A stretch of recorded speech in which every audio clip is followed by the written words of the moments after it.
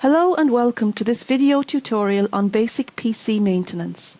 At the end of this tutorial, you'll be able to use different utilities and applications on your computer which will enable the computer to run more efficiently. Here is a list of the topics I'm going to cover with a timeline of where they occur in the video. Feel free to skip ahead to any of the areas you're particularly interested in. Okay, let's get started with Windows updates. At the end of this section, you will be able to check for and install the latest Windows updates from Microsoft and be able to set your system to automatically check for these updates. To locate Windows updates, let's click on the Start menu, select Control Panel, select System and Security, and we'll see Windows updates here about halfway down. If we click on Check for Updates, we can see if there are any available updates to download for your system. Here we see it says no important updates are available, but there are 2 optional updates. Let's just see what these are.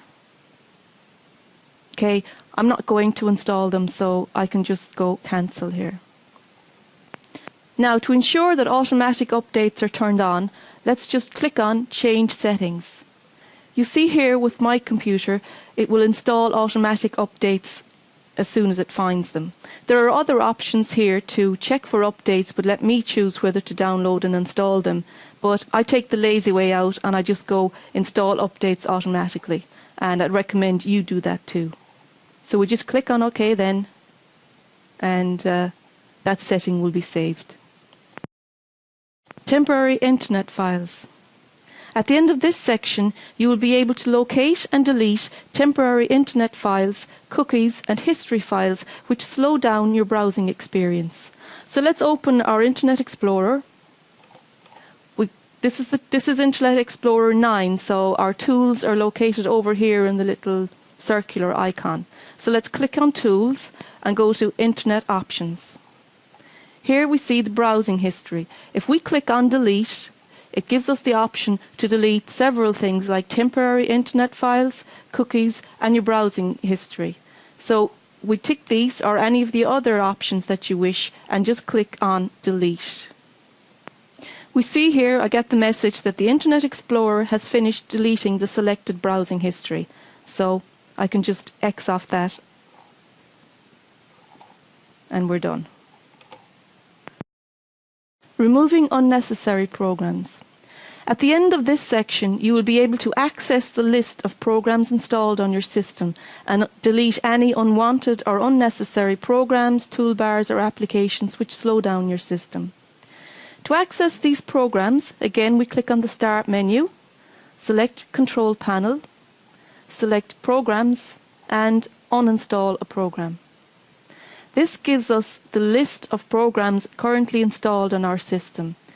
If you see any that you haven't used in years or any toolbars which really slow down your browsing experience, all you have to do is select the individual program, right-click on it and go Uninstall. It will ask you to confirm the removal of the program and just click Yes. Okay, now if you refresh your list, you'll see that the program you've just removed no longer appears there, which is what we want. Antivirus software.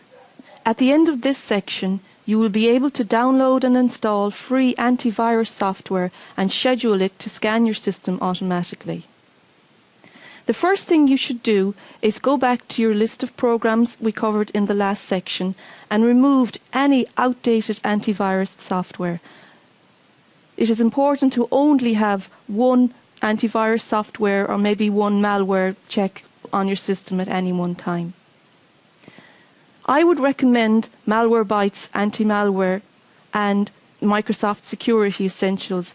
These work together to keep your system clean and rid of any antivirus, malware or any other threats that you might get exposed to. To download Malwarebytes, just open your browser and search for it. So we type in Malwarebytes Anti-Malware. I generally download from this site because I find it very secure and very reliable. So all you have to do is once the site opens, click on Download Now. It will ask you whether you want to save the file or run it. So I would recommend just running the executable. And follow the steps, and it will automatically install Malwarebytes anti-malware onto your system. Now, once it's installed, if you open up the application, it indicates that my database is outdated by 12 days, so let's update it. Now let's click OK. Here we can run a full scan on our system, which I would recommend. You select the drive you want to scan. Now, if you have any external drives or optical discs or anything else installed, you should also scan those as well. So just click on scan and the scan will begin. Now, this does take quite some time, particularly if you haven't scanned for a while.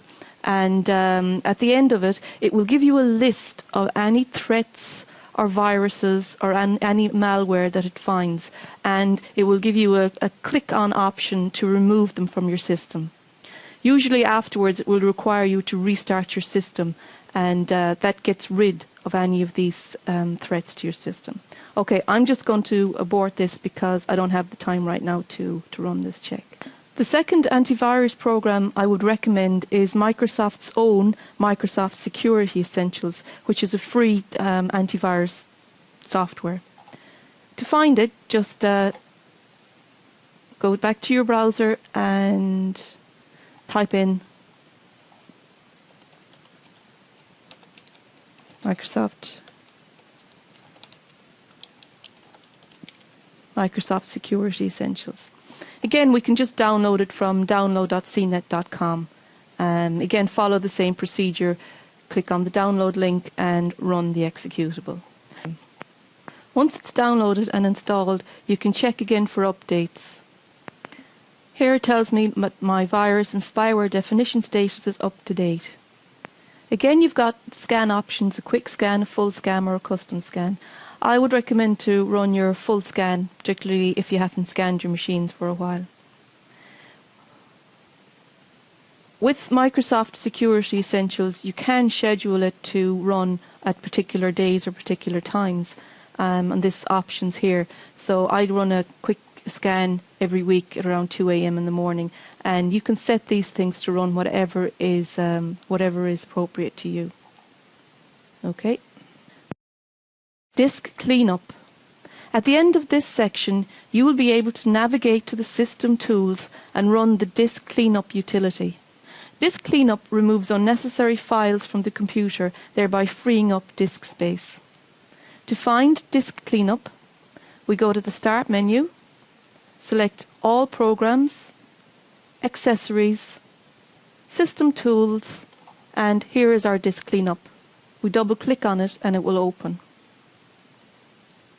When it opens, as you see, it checks or calculates how much space you will be able to free on your hard drive after the cleanup is complete. Okay. The cleanup utility says that I can free up 190 megabits of disk space on my C drive by deleting any downloadable program files, temporary internet files, offline web pages. I can also empty my recycle bin, get rid of any temporary files. Okay, so here by cleaning up my system files, I can free up 190 megabits of free space. So to do this, let's just click on Clean Up System Files. Now, if I click OK, the utility will run and all of those files will be deleted. So let's just click OK. Yes, I'm sure. Disk Defragmenter. At the end of this section, you will be able to navigate to the System Tools and run the Disk Defragmenter utility. The Disk Defragmenter rearranged fragmented files or broken up files that are on your hard drive, which enable the hard drive itself to work more efficiently. To locate the Disk Defragmenter, we go to the Start menu, All Programs, Accessories, System Tools, and click on Disk Defragmenter. Before we defragment the drive, if we click on Analyze Disk, the system will tell us if the disk requires fragmenting. So let's just do that. Okay, the analysis result shows that the disk is 4% fragmented. So we will go ahead and defragment the disk. Before that, you can see that you can actually schedule the defragmenter to run whenever you want. Here I have run mine weekly on Wednesdays at 1 in the morning, and you can also select the disk. So that's a handy utility, just to have it running so every so often, because defragmenting your disk is not something that you think of too often. So if I click defragment disk now, it should go ahead and clean up and fragment my disk. This does take time, so I will pause the recording again. The device manager. At the end of this section, you will be able to access the device manager and check that all drivers on the system are up to date. And you would also be able to install the latest device driver if required to do so. You can access the device manager in two ways. If you have the My Computer icon on your desktop, right-click it and select Manage. It will open up the computer management utility. Alternatively, we go to Start menu, the control panel, under System and Security, and we'll see the administrative tools are located down here, and click on Computer Management. In Computer Management, we see the Device Manager listed here to the left. Just select your Device Manager. It lists all the devices on your system, and if any of them show like a yellow asterisk or star or question mark, that would indicate that the driver is not up to date. So what you should do is click on it, and it says here the drivers for this device are not installed. Maybe I don't have a second PCI bus. In any case, what you should do is click on Update Driver, and it will ask you, do you want to either search for the drivers on a disk or search it through the internet. You can select whichever is appropriate for you and install the updated driver. The virtual memory. At the end of this section, you will be able to increase the virtual memory of your system. The virtual memory affects how fast your system can carry out tasks, and increasing it will improve the performance. It's actually like adding more physical RAM to your system. To find out what virtual memory is set at, we go to the control panel, System and Security, and click on System. To the left here we see Advanced System Settings. So we select it, and under Performance you see that virtual memory is included here. So we click on Settings, again click on the Advanced tab, and click on Change the virtual memory. I've already customized mine and increased my own virtual memory to 4 gigs, and that's more than adequate for my system. But here, you have to, when you're changing yours, you have to give an initial size and a maximum size. You see here for my system, it says the maximum size was 8 gigs and recommended was 2878. I set mine to 4. You can set them to whatever value that you want. So when we choose our settings, we press OK and OK all the way back to apply the settings. Now, if you change your virtual memory, you will require a system restart before the changes come into effect. So you should go and do that. In this video tutorial, I covered installing Windows updates, deleting temporary internet files, removing any unnecessary programs or applications, installing free antivirus software to protect your system, utilities like disk cleanup, disk defragmenter, and check disk. I showed you how to access the device manager to check for updated drivers and increase your virtual memory to improve the speed of your system. I hope you found it useful and informative. Please feel free to leave any comments, feedbacks, or suggestions to help me improve it. Thank you for viewing.